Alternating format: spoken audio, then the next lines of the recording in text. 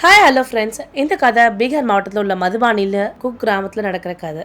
அந்த கிராமத்தில் பார்த்தீங்கன்னா காலைல ஒரே பனிமூட்டமாக இருக்குது. மக்கள் விடியற் காலையில் அவங்களோட வேலையை ஆரம்பிச்சிடுறாங்க. எல்லார் வீட்டிலேருந்து ஒரு புகை வருது, அதாவது சமைக்க ஆரம்பிச்சிடுறாங்க. அவ்வளோ காலையில் எல்லாரும் வேலையை முடிச்சிடுறாங்க. அதே கிராமத்தில் ஒரு ஸ்கூலில் பியூனா வேலை செய்கிற ஸ்ரத்தாவோட அப்பா. ஸ்ரத்தாவுக்கு வயசு 23. ஸ்ரத்தா தன் தாயோட வசிச்சு வரா. ஸ்ரத்தாவோட அப்பா ஒரு சில ஆண்டுகளுக்கு முன்னாடி நோய்வாய்ப்பட்டு இறந்துடுறாரு. நோய்வாய்ப்பட்டு இறந்த உடனே எல்லா பொறுப்பும் ஸ்ரத்தாவோட அம்மா தலைமையில விழுந்துருது. ஸ்ரத்தாவோட அம்மா வீட்டு வேலை செஞ்சு ஸ்ரத்தாவை காப்பாத்துறாங்க. ஸ்ரத்தாவும் தனியாக உட்காந்துட்டு ஒரு மேஜையில் ஒரு பேப்பர் இருக்கு. அந்த பேப்பரை ஒத்தி ஒத்தி பார்த்துட்டே இருக்கா. ஒரு அட்மிட் கார்டு மாதிரி இருக்கு. என்னன்னா ஸ்ரத்தா ஐஏஎஸ்க்கான ஒரு அழைப்பு கடிதம் ஒன்று வந்திருக்கு. இதை அப்புறம் வியந்து பார்த்துட்டே இருக்கா. அப்ப ஸ்ரத்தாவோட அம்மா சப்பாத்தி சுட்டுட்டே இருக்காங்க. என்னம்மா ஏமா ஒரு மாதிரி முகலாம் டல்லா இருக்கு அப்படின்னு சொல்லிட்டு கேட்குறாங்க. அம்மா எனக்கு இந்த மாதிரி நகரத்துக்கு போறதுக்காக ஐஏஎஸ் கார்டு அட்மிட் கார்டு வந்திருக்கு, நான் நகரத்துக்கு போகணும் அப்படின்றாங்க. அப்ப அம்மா இதுக்காம வருத்தப்படுறேன், ஒன்றும் வருத்தப்படாதான்னு சொல்லிட்டு என்ன பண்றாங்க, தான் முந்தானில் முடிச்சு வச்சிருக்க பணத்தை எடுத்து கொடுக்குறாங்க. அம்மா வேண்டாம், அது உங்களுக்கே மருந்து வாங்க இந்த பணம் பத்தாதம்மா, நீங்க இந்த பணம் தர வேண்டாமா அப்படின்றாங்க. இல்லம்மா அம்மாக்கு இப்போ உடம்பு நல்லா தான் இருக்கு, நீ போயிட்டு வாமா அப்படின்றாங்க. அந்த ஸ்ரத்தாக்கு இருந்தாலும் மனசு கேட்கவே இல்லை. ஏன்னா தன் அம்மா உடல்நிலை சரியில்லாம இருக்காங்க, அந்த பணம் ரொம்ப முக்கியம், மருந்து வாங்குறதுக்காக தெரியும் ஸ்ரத்தாவுக்கு. ஸ்ரத்தாவுக்கு யாரும் ஊர்ல உதவுறதுக்கு யாரும் கிடையாது. அப்ப ஸ்ரத்தாவோட அம்மா, நீ நல்லபடியா போயிட்டு வாடாத, நீ நல்லபடியா போயிட்டு வாழமா, நான் நல்லாதான் இருப்பேன், நான் எனக்கு எதுவும் ஆகாம நல்லபடியா போயிட்டு வாமான்னு சொல்லிட்டு ஸ்ரத்தாவை ஃபோர்ஸ் பண்ணி என்ன பண்றாங்க, அந்த பணத்தை கொடுத்து அனுப்புறாங்க. ஸ்ரத்தாவும் எவ்வளவு வேண்டாம் வேண்டாம்னு சொல்றாங்க. இருந்தாலும் ஸ்ரத்தாவோட அம்மா என்ன பண்றாங்க, கண்டிப்பா நீ போயிட்டு வரணும்னு சொல்லிட்டு என்ன பண்றாங்க, கண்டிப்பா சொல்றாங்க. ஸ்ரத்தாவும் அந்த பணத்தை வாங்கிட்டு போறா. இருந்தும் மனசுல ஒரே கஷ்டமா தான் போறா. ஸ்ரத்தா தன்னோட பழைய பையை எடுத்துக்கிறா. தேவையான டாக்குமெண்ட்ஸ் எல்லாமே எடுத்து அது உள்ள வச்சுக்கிறா. வச்சுட்டு வெளில போறா. அவகிட்ட பாத்தீங்கன்னா ஒரு பெரிய சொல்ற அளவுக்கு நல்ல ட்ரெஸ் எல்லாம் கிடையாது. அதாவது ட்ரெஸ் ஒரு வருஷத்துக்கு முன்னாடி எடுத்து ஒரு கிழிஞ்ச ட்ரெஸ் தான் போட்டுட்டு போறா. அந்த கிழிஞ்ச ட்ரெஸ் போட்டு வெளில வந்தோடனே உங்க ஊர்ல உள்ள பெண்கள்லாம் கேட்டுட்டு இருக்காங்க, நீ என்னோட ஐஏஎஸ் மாதிரியா இருக்க, ஒரு அழுக்கு பொண்ணு மாதிரி இருக்கு அப்படின்னு சொல்லிட்டு எல்லாருமே கிண்டல் பண்றாங்க. அவங்க கிண்டல் பண்றதை எதையுமே பொருட்படுத்தாம என்ன பண்றாங்க, அவங்க வேலையை தொடர்ந்து பார்த்துட்டே போறாங்க. அப்ப ஊர்ல ஒரு பையன் வரா. ஸ்ரத்தா தன்னோட பழைய பைய பெருசா முன்னாடி எடுத்துட்டு போனோடனே ஊர்ல இருக்க பையன் கேட்கறான் ஸ்ரத்தா பார்த்து, என்னம்மா அது இவ்வளவு பெரிய ஃபைல் எடுத்துட்டு போற, என்ன நீ ஐஏஎஸ் வேலைக்கு போக போறியா அப்படின்றாங்க. அப்ப ஸ்ரத்தா சொல்றா, ஆமா நான் ஐஏஎஸ் நேர்காணல் தான் போறேன் அப்படின்னா அந்த பையன் எல்லாம் சிரிக்கிறாங்க.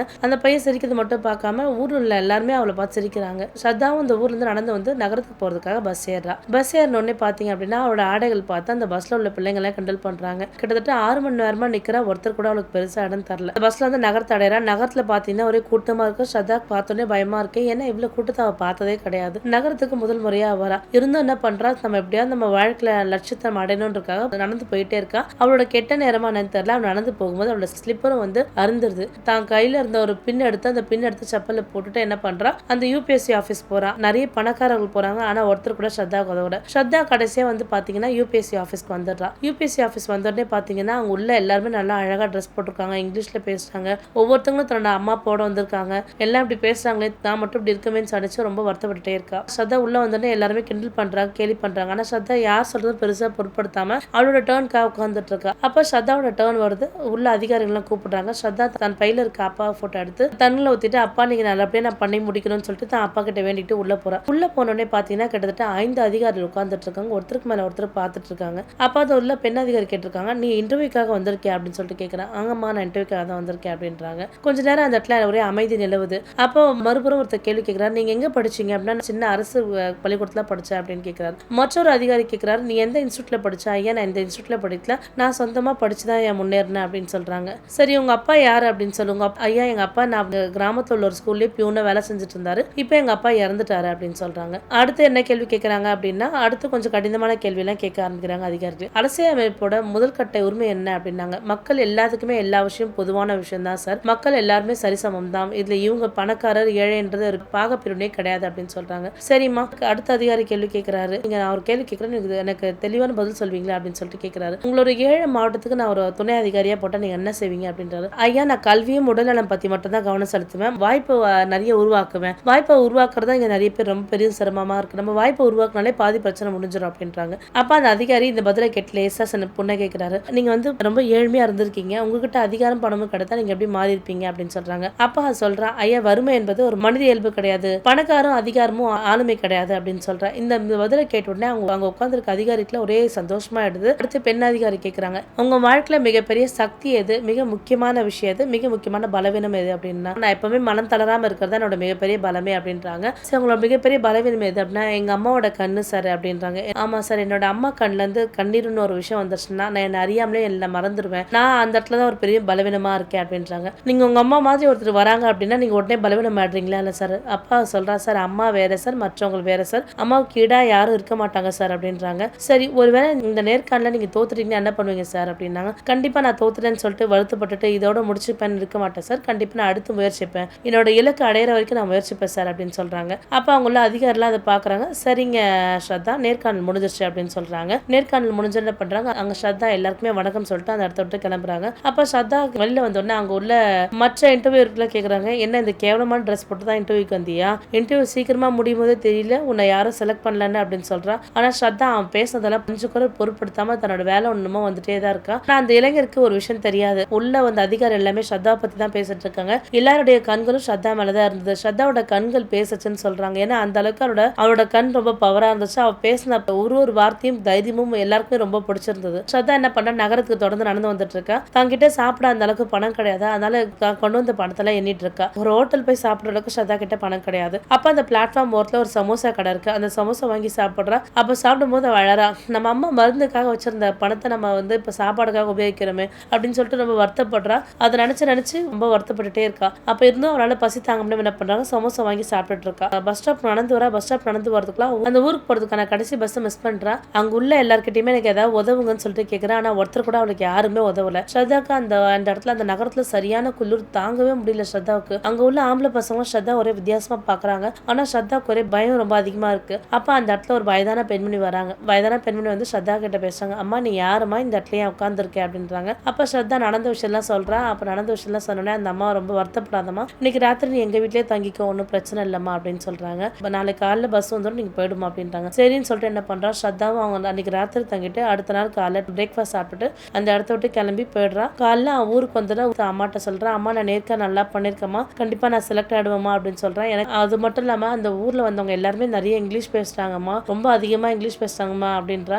ஆமாம்மா, கண்டிப்பா எல்லாரும் நல்லா தான் பேசுவாங்க, ஆனா என் பொண்ணை விட நல்லா பேச முடியாதுமா அப்படின்னு சொல்லிட்டு ஸ்ரத்தா பெருமையா பேசுறாங்க ஸ்ரத்தாவோட அம்மா. அப்ப அங்க உள்ள பக்கத்து வீட்டு பெண் வந்தாங்க. வந்துட்டு ஸ்ரத்தா பார்த்து, கலெக்டர் அம்மா என்ன நீ வீட்டுக்கு வந்துட்ட அப்படின்றாங்க. ஸ்ரத்தா அவங்க பேசுறத பெருசா பொருட்படுத்தாம தன்னோட வேலையை பார்த்துட்டு இருக்கா. அந்த ஊர்ல உள்ள பிள்ளைங்க எல்லாருக்குமே என்ன பண்றா, டியூஷன் சொல்லி கொடுத்துட்டு இருக்கா. அப்ப அந்த டியூஷன் படிக்கிற பெண் கேக்குறா, அக்கா அக்கா நிஜமாவே படிச்சா நல்லா கலெக்டர் ஆக முடியுமா அப்படின்றா. கண்டிப்பா நீ நல்லா படி, கண்டிப்பா கலெக்டர் ஆக முடியும் அப்படின்றா. சரிக்கா அப்படின்னு சொல்றா. நம்ம தேர்ந்தெடுக்கப்படலன்னா நம்மளோட அம்மாவோட துயரம் தான் ரொம்ப அதிகமாயிட்டே போகும்னு சொல்லிட்டு நினைச்சு வருத்தப்படுறா. அன்னைக்கு ராத்திரி பாத்தீங்கன்னா அவங்க அம்மா இரும்பிட்டே இருக்காங்க. இருமும் போது ரத்தம் வந்துருச்சு. அம்மா அம்மா தயவுசெய்து நீ கிளம்பி போங்கம்மா, வாங்கம்மா ஹாஸ்பிட்டலுக்கு கூப்பிட்றா. இல்லம்மா எனக்கு எதுவும் இல்லம்மா அப்படின்றாங்க. மறுநாள் காலைல என்ன பண்றா, கவர்மெண்ட் ஹாஸ்பிட்டல் கூட்டிட்டு போறா. கவர்மெண்ட் ஹாஸ்பிட்டல் கூட்டிட்டு போறா ஸ்ரத்தா தன்னோட தாயை. அங்க பாத்தீங்க அப்படின்னா கூட்டம் எக்கச்சக்கமா இருக்கு. இன்னும் அம்மா உடல்நிலை ரொம்ப மோசமா இருக்கிறதுனால பண்றா, ஸ்ட்ரெயிட்டா போய் டாக்டரை பாக்குறா. அப்ப டாக்டர்ஸ் என்ன சொல்றாங்கன்னா, அங்க உள்ள மெடிசன்ஸ்லாம் இங்க கிடைக்காதமா, இதெல்லாம் மெடிக்கல் ஷாப்ல வாங்கிட்டு வாங்கம்மா அப்படின்றாரு.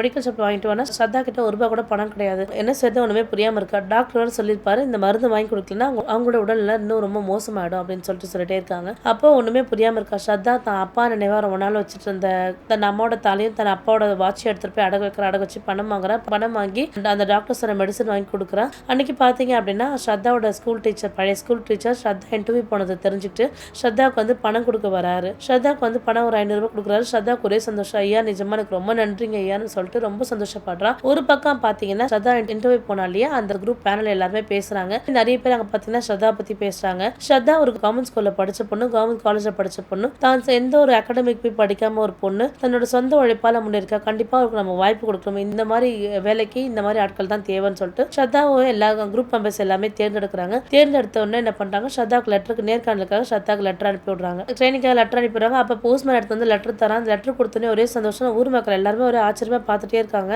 பார்த்தோன்னே ஸ்ரத்தாவும் கொஞ்ச நேரத்துல அதிர்ச்சி ஆடுறா. அப்ப ஸ்ரத்தாவோட அம்மா வராங்க. என்னம்மா அப்படின்னா, அம்மா நான் செலக்ட் ஆயிட்டேன், ட்ரைனிங்காக நான் டெல்லி வர சொல்லிருக்காங்கம்மா அப்படின்னு சொல்றாங்க. டெல்லிக்கு வர சொல்லிருக்காங்களா, ரொம்ப சந்தோஷமா, இப்ப மட்டும் உங்க அப்பா உயிரோடு இருந்தா ரொம்ப சந்தோஷமா இருந்திருக்குமா, உங்க அப்பாவோட கனவே நீ IAS ஆகணுன்றதம்மா, எனக்கு ரொம்ப ரொம்ப பெருமையா இருக்கு அப்படின்னு சொல்றாங்க அவங்க அம்மா. ஊர் மக்கள் எல்லாம் சந்தோஷமா இருக்காங்க. சின்ன சின்ன பிள்ளைங்களாம் ரொம்ப சந்தோஷமா இருக்காங்க. அப்புறம் என்ன பண்றா, ஸ்ரத்தா அந்த லெட்டர் அட்மிட் லெட்டர் ஓப்பன் பண்ணி பாக்குறா. ஓப்பன் பண்ணி பார்த்தா டெல்லிக்கு கட்டாயம் வந்துடணும் இன்டர்வியூக்கு இந்த மாதம் இறுதிக்குள்ளன்னு போட்டிருக்காங்க. ஆனா ஸ்ரத்தாக்கு இப்பதான் பயமே வருது. ஸ்ரத்தா கிட்ட சொல்லிக்கிறதுக்கு பணமே கிடையாது. ரொம்ப வருத்தப்பட்டுட்டே இருக்கா. ஸ்ரத்தா நம்ம எப்படி டெல்லிக்கு போக போறோம்னு தெரியாம முடிச்சிட்டே இருக்கா. அப்ப அடுத்த நாள் பாத்தீங்கன்னா மீடியா பீப்பிள் எல்லாம் ஸ்ரத்தாவே பேட்டி எடுக்க வராங்க. பேட்டி எடுக்க வந்து ஒரு கிழிந்த ஆடை அணிந்திருக்கீங்க, இப்படியே வாங்கிட்டு போனீங்கன்னா, ஆமா எங்க அம்மா அப்பா ரொம்ப ஏழ்மையான சூழ்நிலை இருந்தும் நான் கஷ்டப்பட்டு என்னோட சொந்த முயற்சியால படிச்சு இந்த இடத்துக்கு நான் முன்னேறிருக்கேன்னு சொல்லிட்டு அந்த இடத்துல மீடியாக்காரங்க பேட்டி எடுக்கிறாங்க. பேட்டி எடுத்துன்னு அடுத்த நாள் நியூஸ் பேப்பர் ஃபுல்லா ஸ்ரத்தாவோட முகம் தான் வருது. இதெல்லாம் கேள்விப்பட்டேன்னு ஸ்ரத்தாவோட கிளாஸ் டீச்சர் என்ன பண்றாரு, அவரால் முயன்ற அளவுக்கு பணம் எடுத்துட்டு வந்து தராரு. ஸ்ரத்தாவோட அம்மாவை என்ன பண்றாங்க, ஊர் மக்கள்கிட்ட கடன் வாங்கி அவளை அனுப்பி விடுறாங்க. ஸ்ரத்தாவை என்ன பண்றா, அடுத்த நாள் ட்ரைனிங் கிளம்பி டெல்லிக்கு வந்துடுறா. டெல்லிக்கு வந்து பார்த்தீங்க அப்படின்னா அங்கே உள்ள எல்லாருமே கோட் சூட்லாம் போட்டு நல்லா அழகழகாக ட்ரெஸ் பண்ணியிருக்காங்க. நல்லா இங்கிலீஷ்லேயே பேசிட்டே இருக்காங்க. ஸ்ரத்தா கிட்ட இருக்கிறதே 2 ட்ரெஸ் மட்டும் தான் இருக்கு, நல்ல ட்ரெஸ்ன்னு பார்த்தீங்க அப்படின்னா. அப்போ ஸ்ரத்தா பார்த்து இந்த பேப்பரில் வந்த அந்த கிராமத்து பொண்ணு இவதான்டா அப்படின்னு சொல்லிட்டு பேசுறாங்க. பீப்பிள்லாம் எல்லாரும் ஒரு டர்ன் கொடுத்து பேசிட்டே இருக்காங்க. அப்போ ஸ்ரத்தாவோட டர்ன் வரும்போது சொல்றா, ஸ்ரத்தா நான் கிராமத்துல இருந்து ரொம்ப கஷ்டப்பட்டு அரசு பள்ளிலேருந்து படிச்சுட்டு வந்தேன் அப்படின்னு சொல்லிட்டே இருக்கும்போது அங்க உள்ள இருக்க பையன் சொல்றான், டே நேற்று நியூஸ் பேப்பர்ல ஒரு பொண்ணு வந்தால இந்த கிராமத்துல இருந்தா வந்திருக்கா அப்படின்னு சொல்லிட்டு ரொம்ப கேவலமா கேலியா பேசுறாங்க. அப்ப ஸ்ரத்தா இந்த டைம் ஆமா நான் அதே கிராமத்தை சேர்ந்த பெண்ணு தான், என்னோட உடை வேணா கிழிஞ்சிருக்கலாம், ஏன்னா எனக்கு கனவு கிடையாது அப்படின்றாங்க. பயிற்சி அதிகாரிலாம் முதல்ல பேசுறாங்க. அரங்கமே அதிருது. அதிகாரில பாத்தீங்கன்னா 4 மணிக்கு எழுந்து ஓடுறது, நிறைய வேலை அவளுக்கு இருந்துட்டே இருக்கு. அவளுக்கு ரொம்ப கஷ்டமா இருந்தது. ஏன்னா நிறைய பேர் நிறைய ஆங்கிலத்துல பேசுறாங்க. இந்திய கிராமத்தின் வளர்ச்சிகள் சொல்லிட்டு ஒரு டாபிக்ல ஸ்ரத்தா பேச சொல்றாங்க. அப்புறம் முதல்ல பாத்தீங்க அப்படின்னா அவ பேச ஆரம்பிச்ச உடனே அந்த இடத்துல அரங்கமே அமைதியா எடுத்து ஸ்ரத்தா சொல்றா, கிராம மக்களுக்கு ஏழைகள் தான், நல்ல படிக்கிற திறமை இருக்கு, அவங்களுக்கு வாய்ப்பு கம்மியா இருக்கு, எங்க எப்படி பேசணும்ன்றத சொல்லித்தர ஆள் கிடையாது, அப்படி சொல்லி கொடுத்தா அவங்க வாழ்க்கையில ரொம்ப சிறப்பா வருவாங்க அப்படின்னு சொல்றா. இங்கிலீஷ்ல பேசுனதை பார்த்து எல்லாருமே அவளை கை தட்டி எல்லாருமே ரொம்ப சந்தோஷமா பார்த்துட்டு இருந்தாங்க. முதல் முறையா ரொம்ப சந்தோஷமா அவளே அவளை நினைச்சு ரொம்ப பெருமைப்பட்டா. அடுத்த நாள் பாத்தீங்க அப்படின்னா ஸ்ரத்தா ஊர்ல இருந்து ஸ்ரத்தா கால் வருது. ஸ்ரத்தாவோட மாஸ்டர்ஸ் பேசுறாரு, ஸ்ரத்தா நீ ஊருக்கு உடனே கிளம்பி வாமா, உங்க அம்மா உடல்நிலை ரொம்ப சரியில்லாம இருக்கு அப்படின்றாங்க. ஸ்ரத்தா என்ன பண்றா, உடனே ஹாஸ்பிட்டல் கிளம்பி வரா. ஸ்ரத்தா தன் தாயை பார்த்துட்டு சொல்றா, அம்மா அம்மா அம்மா உங்களுக்கு என்ன ஆச்சுமா, நான் வந்துட்டேன் வா அப்படின்னா அவங்க அம்மா ஸ்ரத்தா பார்த்து சிரிக்கிறா. எனக்கு ஒண்ணு இல்லடா தங்கம், நல்லபடியா இருக்கேன் அப்படின்றாங்க. நல்லபடியா கலெக்டர் உங்க அப்பா கனவை நிறைவேற்றிட்டேன், நான் இப்ப இறந்து போட கூட ரொம்ப நிம்மதியா இறந்து போவேண்டா அப்படின்னு சொல்லிட்டே இருக்கும்போது எனக்கு ஹார்ட் பீட்ல மானிட்டர் பண்ணிருக்கணும் மிஷின்ஸ் அப்படியே